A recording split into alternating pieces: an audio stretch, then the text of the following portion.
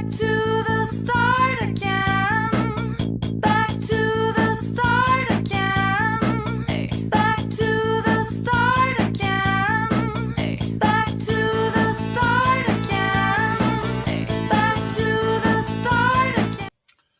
News, glorious news. We're anxious to hear it. Please, OGGM, tell us what's going on in the tabletop role-playing game network news world of things and stuff and news.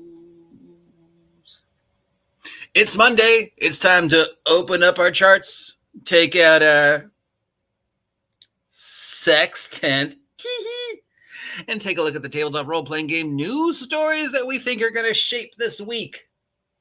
And there's really only two.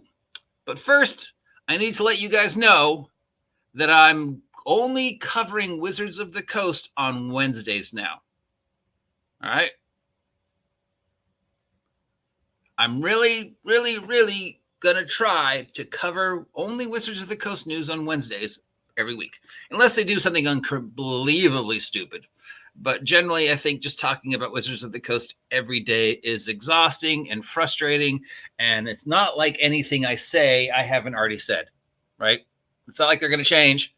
So why not just focus one day on them and have the rest of the week to talk about other things? So there's two main topics worming their way through the collective unconsciousness of our hobby that don't involve me. One is this thing. The now renamed Cosmery role-playing game Multiverse. We've already gone in depth talking about this on Saturday, but we're just going to take one more look at it briefly before we move on to the other main story. This thing has reached about 7 million, 8 million in Kickstarter funds, and it's still going. It's got 23,973 backers, 17 days left to beat the record, which is also held by Brandon Sanderson, which, depending upon who you ask, the Kickstarter record that Brandon Sanderson holds is either 10 million or 42 million. I don't really understand how that large of a gap, but I've had people tell me, oh yeah, he made 10 million. And I've had other people tell me, no, he made like 40 million on that Kickstarter. Either way, he holds the record for largest, probably. I mean, there's some Kickstarters that made more money, but those were like Kickstarters for huge industrial things. Like, but for like normal TV, productions, yeah, this is he probably holds the record. And if this thing is as big as people are expecting it. So why is it so big? I think that's the main story. And somebody has already brought it up to me a couple times in the comments. Why is this so big? What's different about it? It's a D20 fantasy system that uses a plot dice. Okay, well, we've seen a 10,500,008 D20 fantasy system since the OGL happened, or even before then. So D20 fantasy, that's nothing new. It's got a plot dice. Oh no, there's something we've never seen before. It's got skill-based magic as opposed to Vancian magic. A skill-based magic system. Wow, that's totally unique. No, it isn't. It's got all the typical classes that we're used to. They just have weird names. It's got weird psychic superpowers that relate to the history of this world. And he's supposedly going to be doing every one of the worlds that are somehow tied to the Mistborn multiverse in this role-playing game, including his weird superhero stuff. He did write some superhero books. They're kind of weird. I read the first one. I was not impressed. Now I've read 2 Sanderson books. I don't see what the big deal is, but apparently I am alone because apparently he is amazing. Stephen Glicker has read everything he's written and can't say nothing but good things about him. Everybody's always like, this guy's great. This guy's great. But then they're also like, why is this game going to be so big? Is it really that big? According to Stephen Glicker, link is down below. It is. Obviously, the big deciding factor is the fans. And I brought this up repeatedly. And it's, again, something worth mentioning that the Brandon Sanderson Mistborn fan base is what's going to define this game, unfortunately. Much like Critical Role and Daggerheart. But, sort of they're mirror opposites of each other because they started at different ends of the spectrum, but they both met in the middle where Critical Role started as just a bunch of guys playing a game, and then it got on the web, and then it got huge, and then somehow that influenced the rest of the community, which then allowed them to make books and movies and cartoons and stuff like that. Sanderson, on the other hand, started at the other end where he had books. Those books caught on, went amazing, which allowed him to make other things, which led to the role-playing game. But they all met in the middle of the Kickstarter multiverse, because the success of these books from Sanderson will be completely dependent upon the fans. We knew this was going to be big, and we knew this was going to be 30% to 50% fans, just fans of the Mistborn multiverse. They may play the game. They may have no interest in the game, but they're buying it because it's Sanderson. They're buying it because it's part of the Mistborn universe, and they're buying it because one of the selling points is it contains new information for fans of the Mistborn. So even if you don't play, but have read the books, you can go, wow, I want this because it tells me new things about my favorite character or my favorite place. So I could, I'll put it next to my art books or whatever. I'll never play this game, but I'm a Brandon Sanderson fan. So I want this because I'm a Brandon Sanderson fan. And these guys are smart enough to know that. So we'll see how it grows and changes. Where's it going to be 6 months from now, 8 months from now, 10 months from now, a year from now, 2026? Where's it going to be? Or people, is it going to, they have these plans to release all these games based around the multiverse. I assuming every one of them is going to be pretty pricey. Will it have the, as we say in the industry, legs to keep going after this initial rush? Are the fans going to stick around for the next one? Are they going to be like, oh, I saw the first one, it was okay, but I don't really need every book? Or is it just going to be like, this is the most amazing role-playing game since X, you have to buy this or else? Or is it just going to be another game that people bought and now gathers dust on their shelves and then they put on eBay in 6 months? Unfortunately, both for good and bad, that's the deciding factor of this, is the Brandon Sanderson fan base will decide the fate of the Cosmere multiverse role-playing game world. Not people like you or me, but the fan base. Speaking of people like you and me and the fan base, our other main story, which should come as no surprise,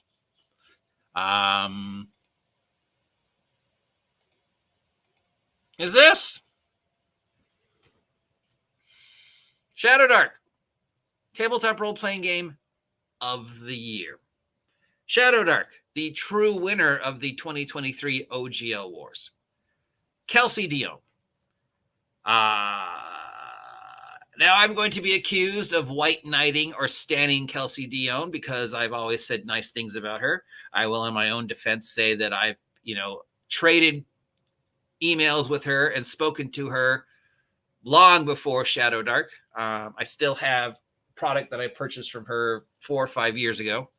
I'm a big fan of Kelsey. I'm a big fan of everything Kelsey does. 100% support her for a lot of reasons, but because I have been accused of white knighting her, to which I respond, so what? I'm not going to get into the complete history of Shadowdark because that's really not the news. We've talked about it 100 times before, but with her winning tabletop role-playing game of the year, as expected, I have since stumbled across several videos and commentary about Shadowdark, most of them negative, and most of them focusing on one major thing. Shadowdark's nothing new. There's nothing in Shadowdark that hasn't been done before. That seems to be one of the main complaints people have about this. They don't understand why it won product of the year. It's not unique. It's not original. It's not cool and edgy like last year's winner, to which I would respond, who remembers what last year's winner was? And how many of you have played it? Or the year before that? Or the year before that? Don't hear anybody talking about those. Don't hear anybody talking about the most recent Wizards of the Coast game that only came out like 2 months ago. But people are talking about this, and we'll continue to talk about this. And it might always be tinged with the negativity that has been attached to it since she announced she was making it. Unfortunately, that is just part of the hobby. We can all claim we're inclusive and opening and welcoming, but let's face it, most of the tabletop role-playing game community, especially the so-called old school, are the boys club. And the boys club do not like seeing girls in their hobby. They especially don't like seeing a girl in their hobby who's kind of pretty, who's gay and married to another woman.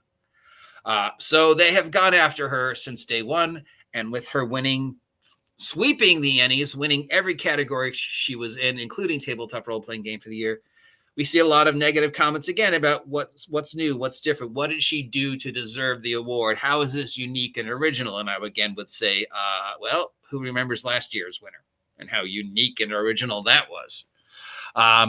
Yeah, and you're absolutely right. You're absolutely right. Kelsey did not do anything new or original in Shadowdark. There's nothing in Shadowdark we haven't seen before. But she did it better than anybody else. She did it in such a way and maintained that all the way through. So she didn't just win because her product does its job better than any of the other products that came out this year. She also won it because of who she is and what she did and what she accomplished in the year. And a lot of the people who are angry at her, I think some of that's jealousy. How dare you a girl who's gay win our hobby with your product that isn't original? And the response is, because she's a girl who's gay, who's in our hobby, who created this amazing thing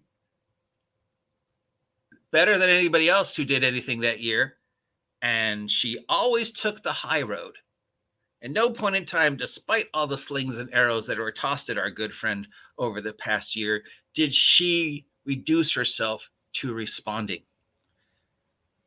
Now, I'm sure she received death threats, and I've seen some of the videos people have posted about her, but she kept a level head. She was very professional, and she just marketed her product, and she won.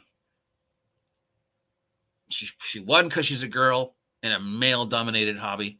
She won, and she's gay in a male-dominated hobby with a bunch of men who don't like gay people. She won because she took everything that was already existing and put it together in the best way possible, presenting it in an easy-to-understand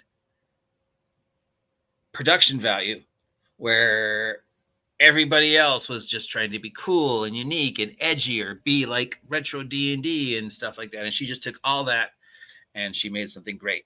And she, but people say, oh, she won because she's a girl. She won because she's gay. It's nothing new.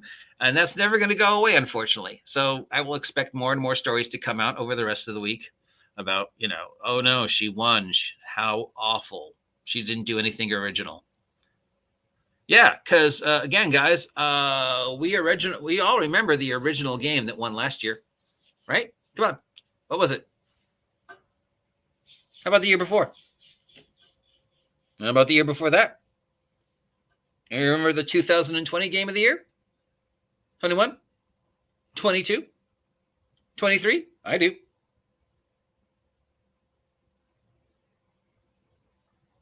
Yeah, that's what I thought. So congratulations again, Kelsey. And if you want to call me a Stan or a White Knight or whatever, that's fine. I've been called worse.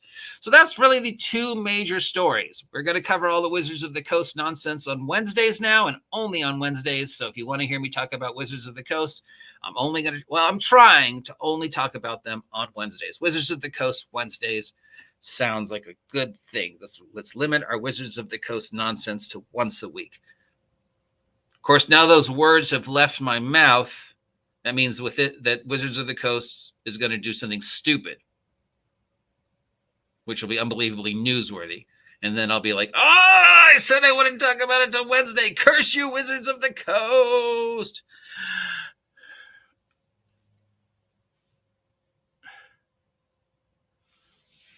Till next time, I am the OG GM. If you appreciate my content, let me know. If you don't appreciate my content, let me know. If you've got product you want me to talk about, let me know.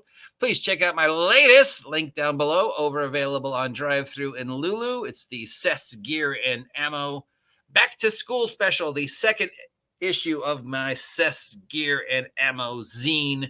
exploring the various equipment and skills and just trying to combobble all sorts of different things together in one presentable source for your D&D type D20 type whatever fun. Support me. It's cheap. It's awesome. It's cool. Link down below. I'll talk to you later. Have a great day. Stay safe. See ya. Yo, check. Yeah, we not the type to play games. You can stake claims. Came to show the movement moving like a freight train.